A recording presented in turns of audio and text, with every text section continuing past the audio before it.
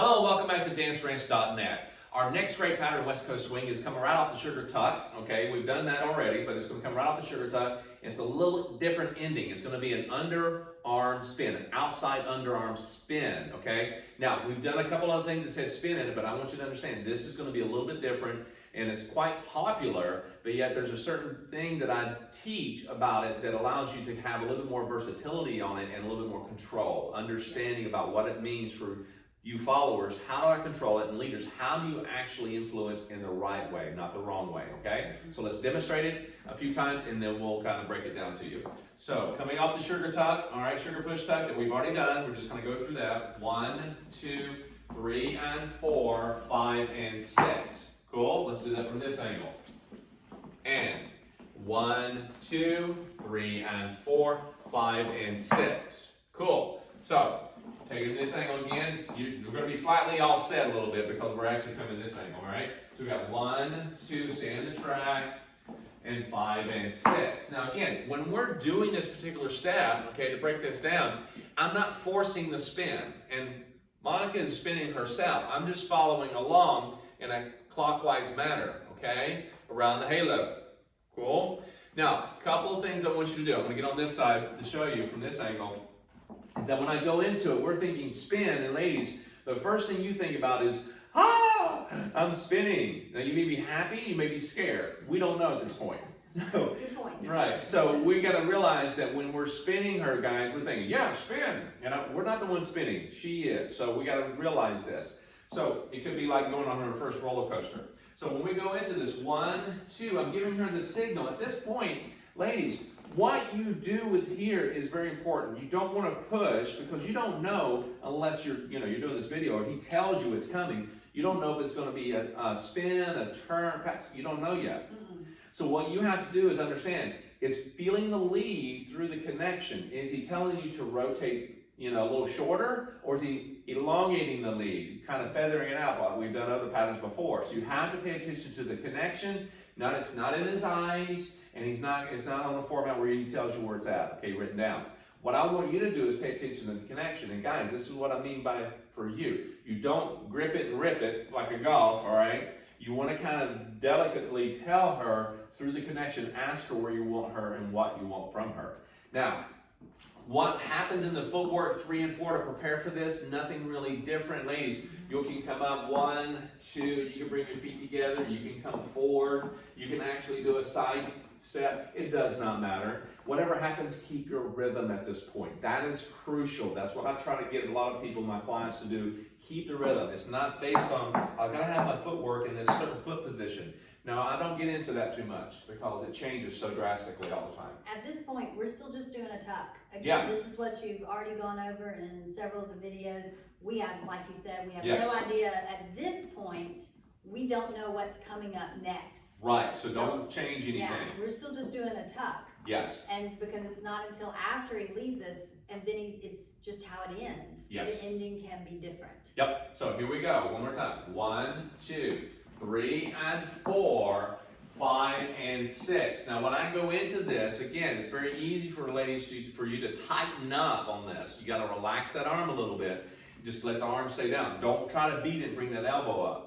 And guys, you want to, again, you're guiding her, so once she starts, you're actually following her. What you're going to ask of her is to say, whoa, I wanted to stop at this count. But don't jam it down, just bring it down nice and easy in time of count 6. All right, so one more time from this angle. 1, 2, 3, and 4, 5, and 6. I'm bringing it down. Cool? Now, as I move through this, I've got to be aware of the distance that I have.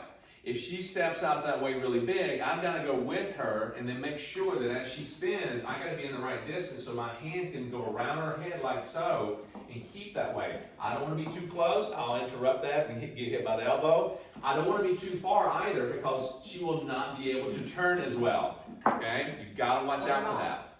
Ladies, you're not hanging on like you're parachuting. Okay? You're not hanging on because that's what gets you hit in the head when you go to pull down. Cool? And also when you dismount, what I call dismount, it means you hit your slow, you dismount, you end your slow. You don't want to be pulling, all right? And guys, you're going to find that she may end up doing that every once in a while because of balance issues, all right?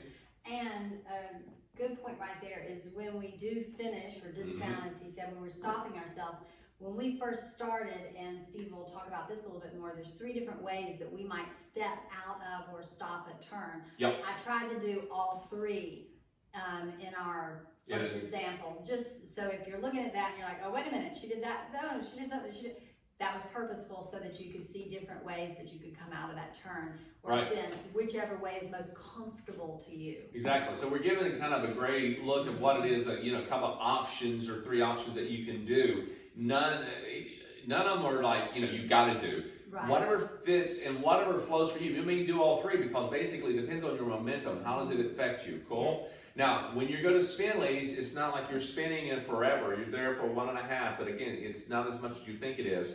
And guys, again, you're not cranking, all right? You're not cranking her, all right? And the other thing is that when you go around and you're spinning, all right, you can bend your knees a little bit if you need to, ladies, as you go to spin to get that balance, okay? And guys, whisk going over your head. You don't bring that hand down until count 6. 4 goes here, 5, and then you come down on count 6, not beforehand, all right?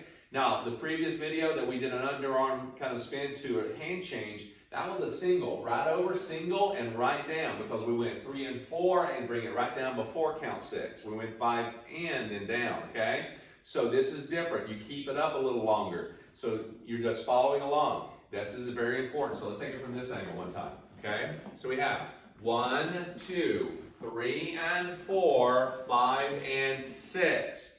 Now, as we were discussing, you're not pulling it down, but ladies, you're also, if you're really tight in your arm, it's going to be very hard for him to actually say, I want you to, whoa, and like, whoa, hold down, kind of cool down on that last part of the dismount. Let that relax, okay? Now, as Monica was saying, there's 3 different kind of options that you can come out of that. So let me go over that real quick for you. If I'm stepping here, I'm going to give you a couple of angles on this, ladies. So I'm back to you first. If I'm here, and I'm the lady, okay?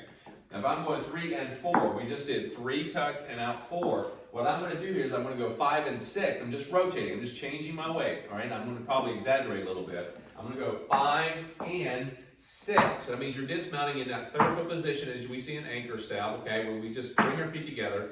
Now, bringing your feet together could be either way. It could be the left behind the right, or it could be side by side first position. Again, we go foot positions on there. Okay. Okay. Positioning on the feet video. Go back over that. Right here together, somewhere close together, all right? That is underneath and between your shoulders, so you have to have really good balance for that, all right? If you're hitting that, fantastic. Now, the other way is that when I go to step, is that I'm coming at you this time. If I go to step, this is count 4, I'm going to spin 5 and 6. Notice I'm hitting 6 or 6 here, all right? Same thing, but I'm just bringing my feet together. Option number 2 is that instead of bringing your feet together, you keep it back. You open it backwards away from you, all right? So let me demonstrate this. I'm stepping here, and I'll give you 3 different angles on this. Going away from the camera, 5 and 6. So I'm stepping away from him, weight between my feet, okay, but I'm getting space between it, okay? So now I'm going to come at the camera this time. I'm going 3 and 4 off the top, all right? Right foot's on 4. 5 and 6, I want to step back toward the camera after I finish my spin. Okay, 5 and 6. So I'm stepping away on 6, getting that angle. Now, let's do it from this angle, from the side. So I went 3 and 4. Now I'm going to go 5 and 6. See what I just did there? That's exactly what I did coming toward the camera and away from the camera. I just opened my footwork to give me that dismount feel so I have balance. If I have balance issues, this is a great one to have. Bending the knees will help out as well. Cool? Option number 3 is taking a side step out for the dismount. Just like you went backwards, just go to the side if you feel momentum or you feel like you want to do it on purpose, okay? So if I'm stepping away, let's go away from the camera for a second. This is count 4, 3 and 4, all right? 5 and 6. So I hit the 6 with my feet apart, slightly bending the knees if I need to. There I am. It can make me slightly angled. You went for the side and went slightly angled. Don't worry about it. This gives you something, and you're ready to move for the 1. So, coming at the camera, 3 and 4 off the top, 5 and 6. Right there, come through for the 1 for the next pattern. Cool? So you have 3 different ways of doing that, ladies. Just take your time. So, one more time from this side. Now, Monica can do any of the 3, okay? Any of them. what I'm looking for as a leader, it doesn't matter what she does at the very end, the dismount. What I'm looking for is basically I just need to lead it the same way, okay? She decides what she does with the footwork. Now, if she does a side step, okay, she's going to go to the side. Don't have to move over, guys. You don't have to. So if I'm here, 1, 2, 3, and 4, 5, and 6. If she hits an angle, I can have my footwork apart if I want to, or come together. It does not matter. If she steps back a little bit, she may find herself going back a little bit further. The arm stretches out. My arm just kind of stays right here with her, okay? So you will be outside underarm passes and turns and spins. A lot of times, it's not almost all the time, you're going to end upside down.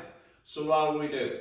We do a right side pass or right side cutoff, or we do this. Ta-da! We just switch it right over, okay? So this is a great pattern to have. It does ask the lady to spin a little bit further. It's one of those popular things that happens. They call it a double spin sometimes. It's just a 1.5. Double means that the hand went over twice. That's it, okay? I do like this pattern. I do like this spin, but in certain things, I like more singles a lot of times, but it is popular, okay? But anyhow, enjoy this one. Go back and rewind as much as you need to. Have fun, and we'll be right back with the next pattern.